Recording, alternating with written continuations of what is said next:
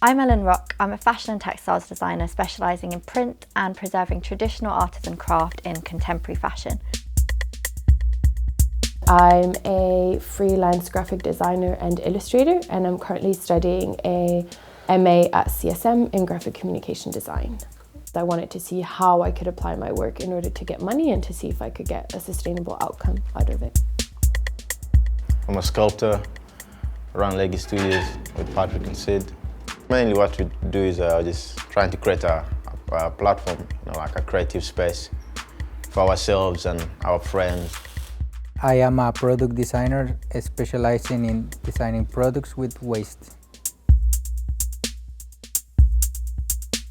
You can choose who you work with, what kind of clients you work with, and also you can work from anywhere, anytime, wherever you want. I think the most rewarding part of freelancing is knowing how many weeks or how many months a project took to come to fruition and then seeing the final outcome. I think that's why I try and incorporate the story in my brand. So it's like I try and take either customers or people that are interested along the journey with me. If you do it right, you wake up every day excited and you go every day to sleep excited because you know you're gonna do something that you love for somebody else. The best thing about freelancing is the kind of freedom that it involves in the work that you take. You're one with yourself, that's what I find. I don't like being tied down to, let's say, just one type of a job or one type of practice. Having to constantly sell yourself and defend how much money you should be making, what projects you should be working on.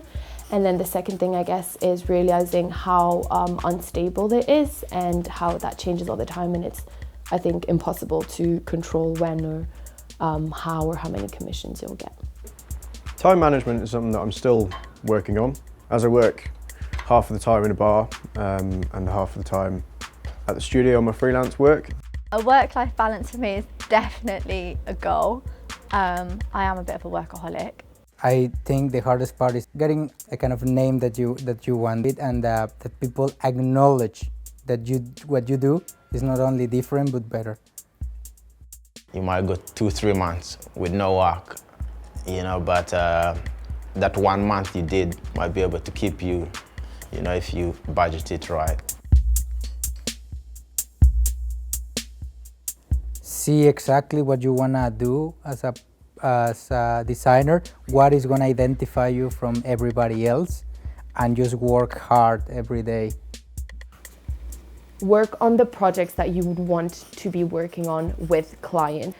I've always wanted to work on doing workshops with people and that kind of thing. So I would just approach June and I was like, when can I do some workshops so that I have a portfolio and I have experience to show that?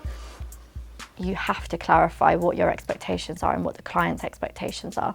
I think a lot of people are nervous to set out a payment plan, but it's definitely the way that I do things now, which is a 50% upfront for materials or for half of the project cost and then the rest upon delivery. Look to support from different people. It's okay to ask for help, it's okay to ask for support. Have a vision and be passionate about it. That's like your driving force, you need to not lose faith.